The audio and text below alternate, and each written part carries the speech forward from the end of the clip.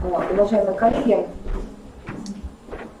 здравствуйте еще раз. И еще раз поприветствую вас и скажу, что я очень рада быть в коме первый раз. Это очень интересно. Но вот сегодня мы все привезли вам какие-то новые факты, новые аспекты и моменты, которые только начинают входить в образование во многом, но явно будут активно входить. И, соответственно, мой рассказ связан тоже с одной очень интересной формой.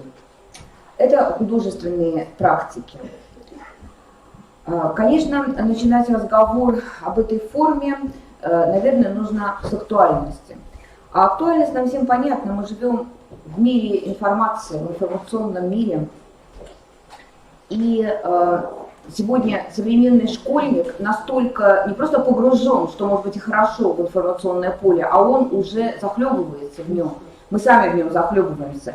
И мы понимаем, что будущее идет все равно туда, и что-то с этим делать нужно, каким-то образом структурировать.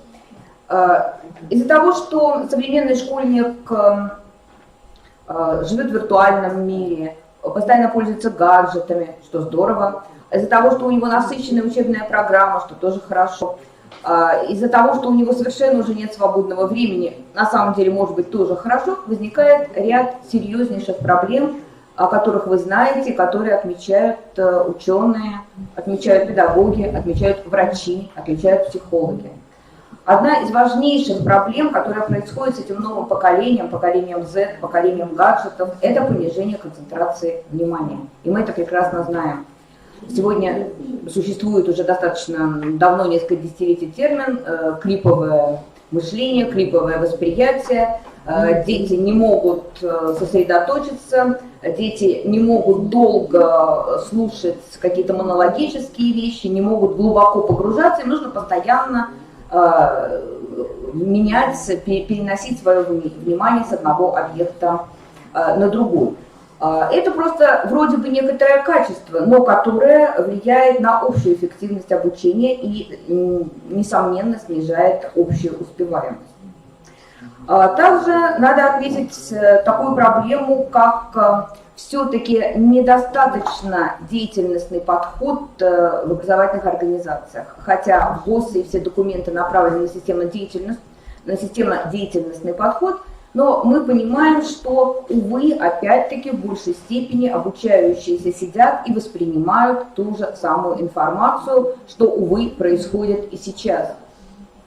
Заявлено мое выступление как практикум, а вы тихо, мирно сидите и воспринимаете информацию. И очень трудно из этого выйти. И современные врачи говорят о том, что маленькие дети, которые уже с детских лет умеют пользоваться виртуальными экранами, кнопочками, опять-таки, наверное, это неплохо, но у них теряется мелкая моторика. То есть очень мало практики, очень мало деятельности. И она очень часто в силу сложности ее организации уходит в какие-то такие теоретические виртуальные вещи. И недостаток деятельности, он не только развивает моторику и умение вообще деятельностно существовать, он еще и развивает и коллективное мышление, и проектное мышление, то есть умение работать в группе, идти на компромисс, идти на какие-то коммуникации. Еще одной, наверное, на самом деле самой важной проблемой является ослабление здоровья. Мы сегодня можем говорить и об ослаблении костной системы, можем говорить о вегетососудистой, о гиподинамии, мы говорим о психическом ослаблении здоровья. То есть огромное количество, я уже не беру детей с особыми возможностями здоровья, а даже здоровые дети, они становятся как-то слабее и слабее, и это тоже проблема. И, к сожалению, зачастую в школьной среде не используется достаточно потенциал эстетического пространства, организации среды на основе эстетики, на основе художественного. Конечно, используется, но в данном случае мы говорим уже практически о системе, потому что не всегда педагогический коллектив может, не всегда директор школы позволяет тому, кто может, и, соответственно, дети растут в офисных помещениях, которые лишают их тоже восприятия художественности. Ни для кого не секрет, что как раз искусство может решить все перечисленные мною проблемы. Абсолютно все. И психосоматический, и психотерапевтический эффект оказывает занятие искусством. И что интересно, медицина это знает. Да, мы знаем арт-терапия, сейчас же существует арт-педагогика и так далее. Все вроде это знают, но школы используют это мало и слабо.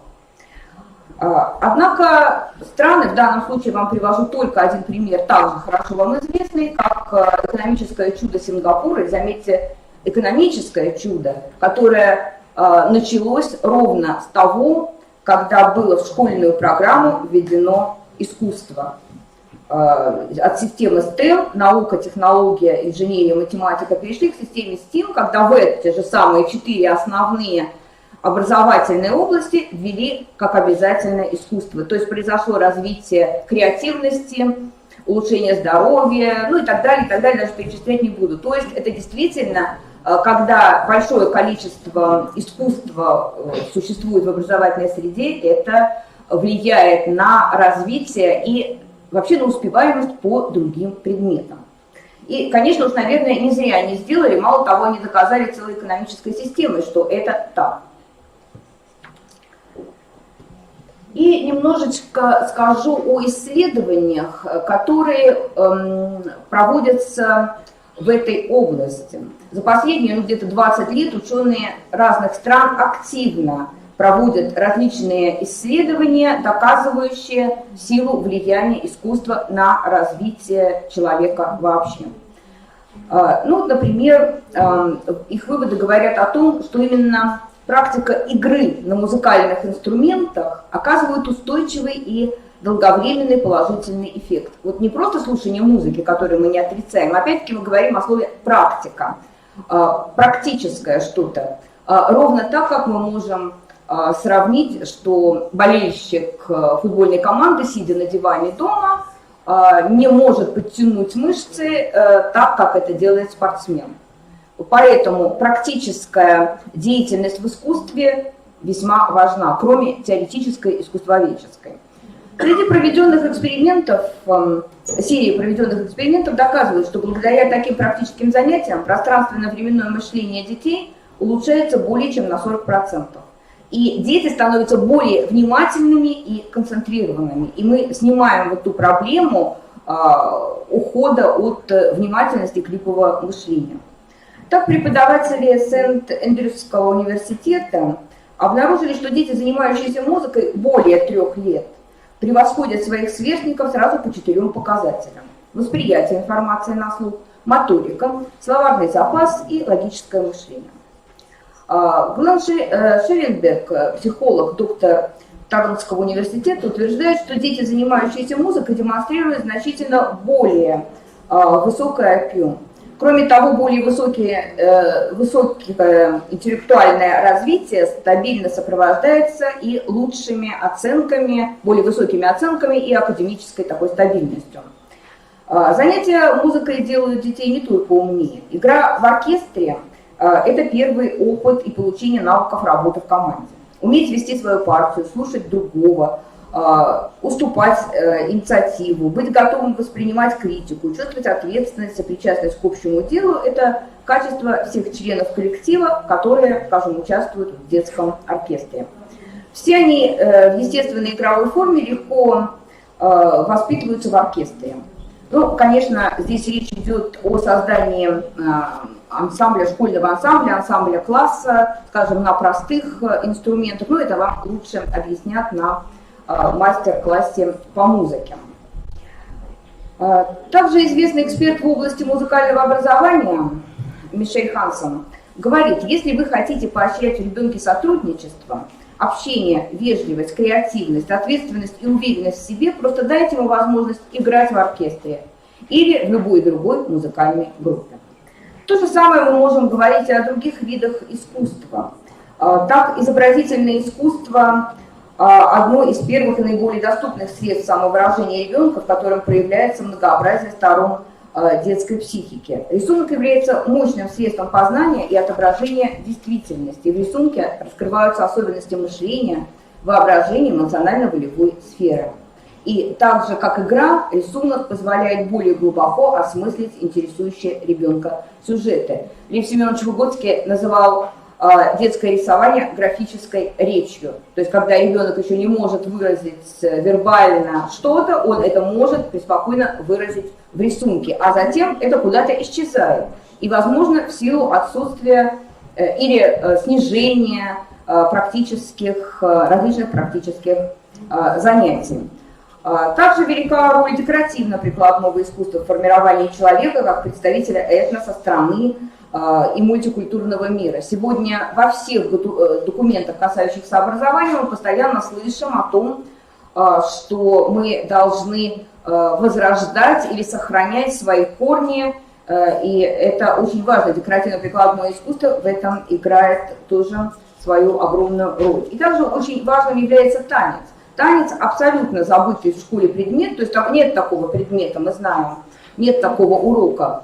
Но кинетическая постоянная сжатость школьников, да и, собственно, и взрослых людей говорит о том, что нам необходимо подвигаться. Есть, конечно, физкультура, но есть же более прекрасный вид искусства и вид деятельности. Это танец, когда можно совместить эстетику, художественность и движение. И, собственно, танец тоже развивает и физическое здоровье, но гармонично развивает это здоровье, и психологическое состояние, дает раскрепощение, увеличение самооценки и даже развивает интеллект через импровизации и стратегии поведения. Но понятно, что я могу говорить долго, и мы все с вами на эту тему можем говорить очень долго, приводить кучу примеров, но понятно, что дополнительных часов на изобразительное искусство и музыку, да уж и тем более на хореографию или танец, никто нам не даст. В школьной программе времени нет. И поэтому возникла идея о расширении урока искусства в школе во внеурочную деятельность. Этот вопрос в начале этого года, 2019 года, поднял, и надо сказать, очень хорошо поднял, потому что добился действительно высоких и серьезных результатов, Михаил Сергеевич Хохлов, директор Московской средней специальной музыкальной школы имени Гнесина. В частности, он обратил внимание на вопросы концентрации внимания и коллективного взаимодействия, на улучшение физического, психологического состояния, а также на патриотическое воспитание детей, которые могут быть введением в начальной школе, пока только в начальной школе, комплекса художественных практик, продолжающих урок во внеурочное время. Под художественными практиками в данном контексте подразумеваются занятия по 3 направлениям: музыка, танец, декоративно-прикладное искусство. Это так, как Михаил Сергеевич поставил в своем письме в обращение президенту. Он написал письмо просто президенту и, наверное, был молодец, потому что получился очень большой резонанс. Но надо отметить, что понимание художественных практик к сегодняшнему моменту, когда уже прошло какое-то количество времени, несколько месяцев, немножко расширилось и на сегодняшний день уже включает в себя более широкий спектр различных занятий. Этим вопросом заинтересовался министр просвещения и министр культуры Российской Федерации. Вот на таком уровне. И правительство, а затем правительство нашей страны, которое рекомендовало это все к рассмотрению. В результате 26 марта 2019 года Владимир Владимирович Путин, то есть уровень, знаете, практик, вроде бы все просто, а уровень очень высокий. Президент страны издает указание номер 522 по рассмотрению вопроса включения художественных практик в начальное общее образование. В документах подчеркивается значение подобного вида занятий в комплексном развитии интеллектуальных, эмоциональных, физических возможностей детей различными средствами искусства, что способствует более эффективному освоению общего и среднего образования в рамках внеурочной деятельности. Понятно, что мы с вами говорим о привычной и знакомой вам внеурочной деятельности. В вопрос начального и основного образования подчеркивается, что организация занятий по направлениям внеурочной деятельности должна стать неотъемлемой частью образовательного процесса, что позволит в полной мере реализовать требования стандартов общего образования. Под внеурочной деятельностью в рамках реализации в ГОС, напоминаю вам, следует понимать образовательную деятельность,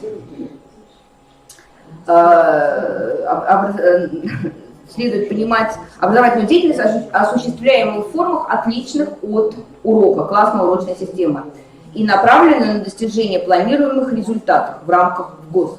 То есть важно иметь в виду, что внеурочная деятельность – это не механическая добавка к общему образованию, призванная компенсировать недостатки работы на уроке, а это специальная форма расширения урока, в частности урока искусства. Соответственно, согласно требованиям в ГОС, на каждой ступени образования должны быть определены уровни результатов воспитания. Если мы говорим о внеурочной деятельности, то в первую очередь воспитание, во вторую развитие и только третью образование. Первый уровень результатов – приобретение школьниками социальных знаний. Об общественных нормах, о жизни, о взаимодействии, о коммуникации, об устройстве опыта, о социально-культурных практиках и формах и так далее. То есть такое первичное понимание социальной реальности и повседневной жизни. Второй уровень результатов – получение школьниками опыта переживания и позитивного отношения к базовым ценностям общества, ценностного отношения к социальной реальности в целом. Третий уровень результатов – получение школьниками опыта самостоятельного общественного существования. Каждому уровню результатов в внеурочной деятельности соответствует своя образовательная форма. Первый уровень результатов может быть достигнут относительно простыми формами, второй более сложными, третий – это уже самая сложная форма. Главное, что мы видим, занятия искусством помогут ребенку достигнуть все эти уровни, и причем мягко, интересно и, главное, опосредованно, то есть через переживание социального и опыта, через произведение искусства. Это очень важно. Вот такой, опять-таки, мягкие навыки, мягкое освоение социальной, достаточно жесткой действительности. В новой концепции, реализация которой сейчас происходит, в новой концепции преподавания предметной области искусства прописаны механизмы расширения урока искусства через художественные практики, в дополнительное образование, а затем опять во внеурочную деятельность на базе учреждений культуры. Вот такая вот сложная система. Если нам мало уроков, а их мало, то мы должны сейчас стараться как-то выйти во внеурочную деятельность и свое место там тоже отстоять. Для каждой ступени общего образования, тоже вы все знаете, работаете в школах, предлагается свой объем использования часов внеурочной деятельности. Мы видим, что в начальной школе это приблизительно получается 10 часов в неделю. И, в общем-то, из 10 часов в неделю внеурочной деятельности возможно найти несколько часов на художественные практики. Конечно, вот Михаил Сергеевич Хохлов, инициатор этого проекта, предлагает отвести 3 обязательных часа: музыка, танец и изобразительное искусство, декоративно-прикладное искусство. Но он абсолютно прав, потому что у детей начальной школы только формируются универсальные учебные действия и компетенции, поэтому их нужно занимать как можно больше разными видами искусства. Но исходя из школьной реальности мы понимаем, что столько может быть не будет, но свой 1 час после указа президента, наверное, мы можем отстоять, а может быть и значительно больше. Я думаю, что у вас возник вопрос после моего долгого такого выступления, а почему художественные практики, да, а почему не просто внеурочная деятельность, а почему это не кружок, а почему это не факультатив, потому что вы все поняли, что это в общем-то и есть то же самое, да, как бы кружок, как бы факультатив. Очень тонкое различие, и если мы его с вами четко поймем и будем говорить администрации, родителям именно в этом ключе, то, возможно, это будет не просто кружок или факультатив сам по себе, а именно станет частью урока, продолжением урока. Понятие художественной практики появилось только в начале 20 века в изобразительном искусстве как показатель нового качества искусства. Главным качеством художественной практики в искусстве становится диалогичность, позволяющая проводить творческие эксперименты, с выстраиванием межличностных и социальных отношений между соучастниками, поиск индивидуальных и коллективных способов взаимодействия, как с текстами произведений художественных, так и внутри маленького сообщества, группы, класса и так далее. То есть художественная практика в школе – это не просто практическая деятельность в каком-либо виде искусства, как может показаться на первый взгляд, а сложная система взаимосвязи урока с внеурочной деятельностью, расширяющая возможности формирования компетенций школьников. И главным инструментом является сопричастность ученика к созданию и эстетическому восприятию произведений искусства и затем мира в целом. Важно, что каждый учитель может на основе моделирования учебного курса собрать те художественные практики, которые ближе ему и удобнее. Сегодня уже Ирина Емельевна говорила о том, что в образовании, по крайней мере, в образовании в области искусства входит это понятие коуч, да, коучинговый подход. То есть преподаватель, он, конечно, должен все уметь, но мы же с вами понимаем, что что-то мы умеем лучше. И если преподаватель умеет, скажем, лучше, если он живописец, и это у него получается лучше, ему, наверное, хочется это дать как-то больше. И поэтому здесь есть разные формы моделирования, которые, соответственно, мы на практических, на мастер-классах с вами посмотрим, как, что можно моделировать. Вы моделируете, как рассказала Ирина Емельевна, урок внутри из разных модулей, которые в ВГОСах вы все уже прочитали и знаете, какие есть модули. Естественно, вы берете для себя то, что вам интереснее и ближе, но при этом вы на уроке обязаны дать и те базовые понятия и навыки, которые необходимы. Но у нас у всех теперь есть художественные практики. Итак, как можно моделировать художественные практики? Монопредметное построение художественной практики. Когда учитель, выбрав один модуль в учебном предмете, тут он, скажем, в данном случае для примера я выбрала урок изобразительного искусства, модуль декоративно-прикладное искусство. Выбрав один модуль, продолжает этот модуль, продолжает его в художественной практике, например, народное искусство коми, или народная вышивка. Или по музыке модуль хоровая музыка продолжается на художественной практике занятий школьного хора. То есть он просто берет тематику и просто ее углубляет, потому что не хватает времени, и зато у него теперь есть во внеурочное время художественная практика, где он может это углубить. Еще один вариант – это расширяющее построение, когда художественные практики дополняют то, что невозможно успеть на уроке. Например, беру тот же самый модуль в изобразительном искусстве начальной школы, декоративно-прикладное искусство, который можно расширить совершенно в другие области, например, в области основы веб-дизайна. Или можно расширить в модуль живопись. То есть как раз то, что учитель понимает, на уроке на это не хватает ему времени, он это может вынести в художественной практике. Ну или, например, модуль по музыке «Хоровая музыка» я предлагаю расширить в художественной практике юные исследователи электронной музыки, например. То есть принципиально не продолжение, а принципиально что-то новое, но оно будет очень тесно взаимосвязано с уроком.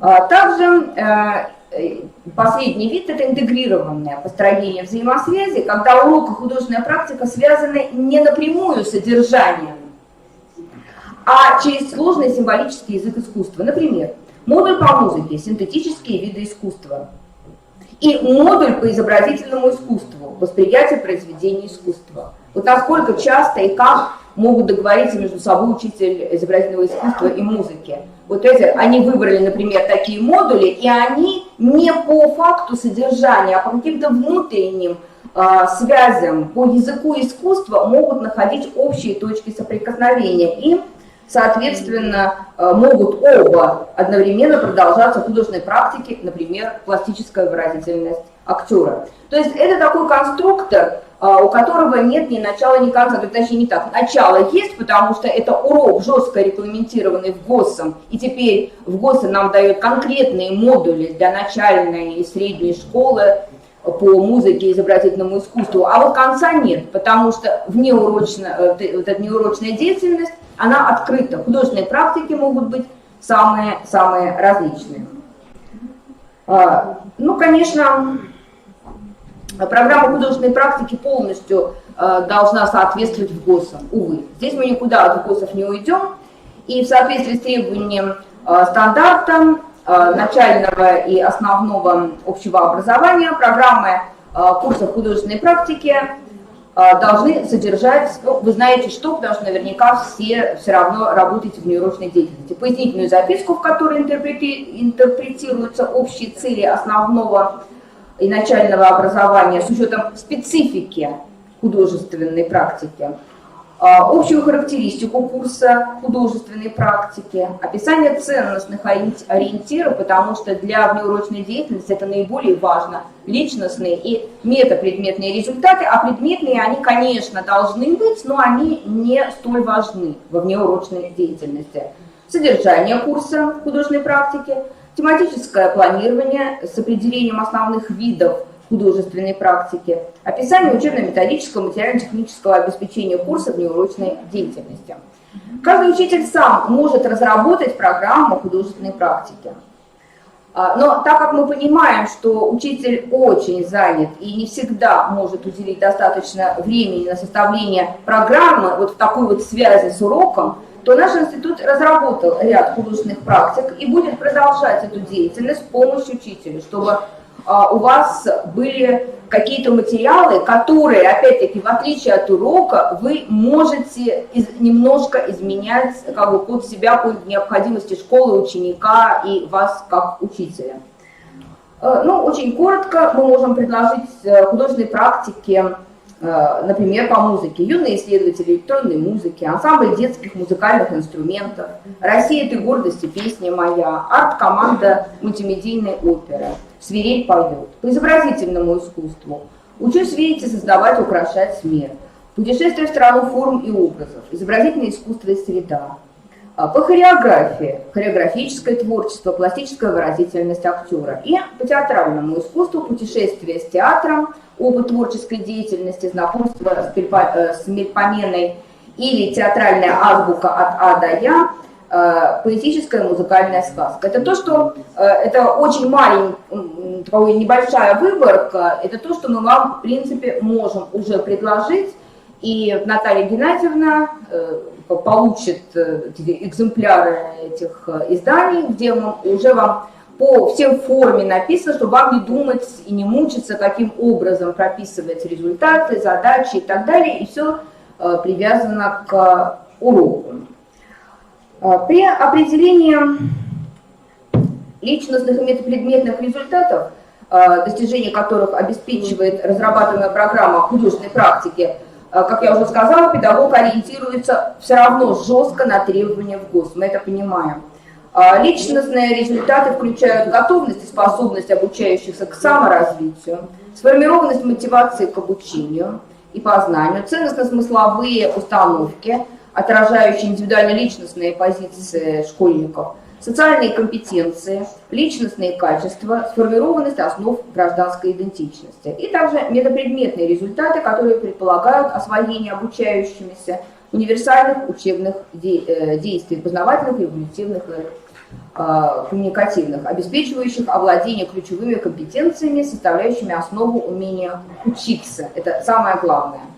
И, соответственно, межпредметные понятия. На самом деле, на сегодняшний день вот художественная практика направлена не столько, вот здесь я еще раз скажу, хотела, чтобы вы это услышали, это не дополнительное образование. Да? Художественная практика хороша тем, что туда могут прийти все дети по желанию, не имея никаких способностей.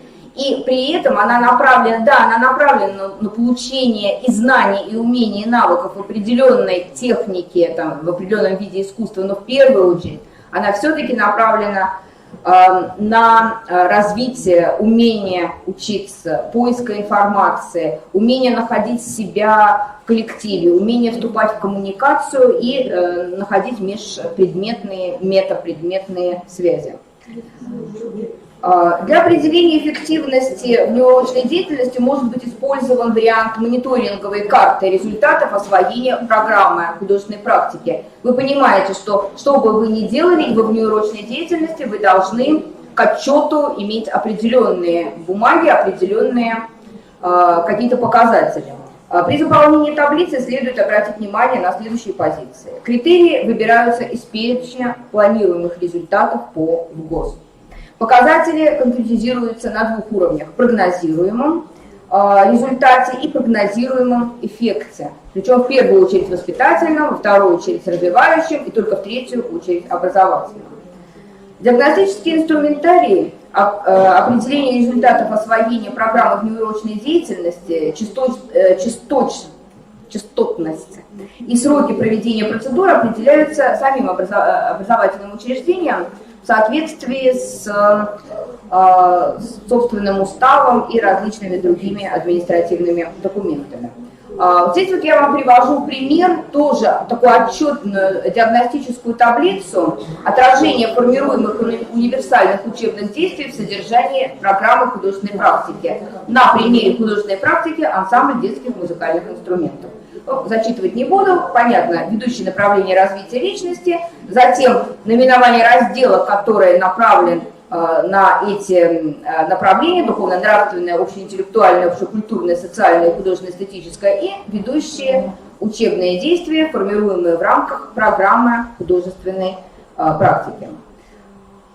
Михаил Сергеевич Хохлов, инициатор введения художественных практик во внеурочную деятельность начальной школы, предполагает, и он очень хотел бы, хочет, чтобы мы доносили до учителей в регионах эту мысль. Итак, он предполагает, что целью, скажем, занятий музыкальной художественной практики является повышение концентрации внимания учащихся на уроках, увеличение словарного запаса, улучшение моторики, логического мышления, восприятия информации на слух, выработка навыков коллективного взаимодействия учащихся в командной работе. Цель занятий хореографии – это снижение заболеваний у детей опорно-двигательной системы, развитие пространственной ориентации, в том числе выработка иммунитета к головокружению, ослабление психологической напряженности в различных видах коммуникации. Цель занятий художественных практиках по изобразительному искусству: формирование у учащихся понимания единства природного и человеческого мира, формирование человека как представителя этноса страны и мультикультурного мира, и формирование устойчивой системы ценностей в области визуальных искусств. Ну, вот он это представляет так. Обратите внимание, что цели этим человеком поставленные, и человеком, которому мы должны быть благодарны за то, что он добился этих часов внеурочной деятельности, обязательно, чтобы они никуда не уходили от нас, в общем-то и не связано с искусством. То есть главная цель художественной практики, еще раз повторяю, именно общее развитие и скорее арт-терапевтические, арт-педагогические эффекты.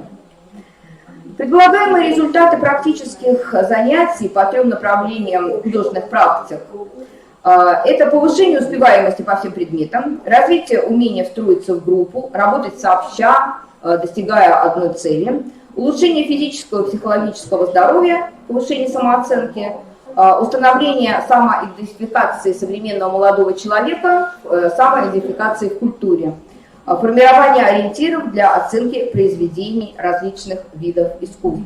И на самом деле, я думаю, никто из нас не сомневается в том, что эти результаты могут быть достигнуты, если нам во внеурочной деятельности предложат достаточное количество часов. И поэтому я просто призываю вас использовать эту возможность, которая вот не так давно возникла, для расширения искусства в внеурочную деятельность. После того, как вы, администрация школы, представите документ, подписанный президентом, правительством, ну, наверное, они в внеурочной деятельности должны выделить дополнительные часы, чтобы вот этот один урок, который очень мало, мы могли немножечко расширить.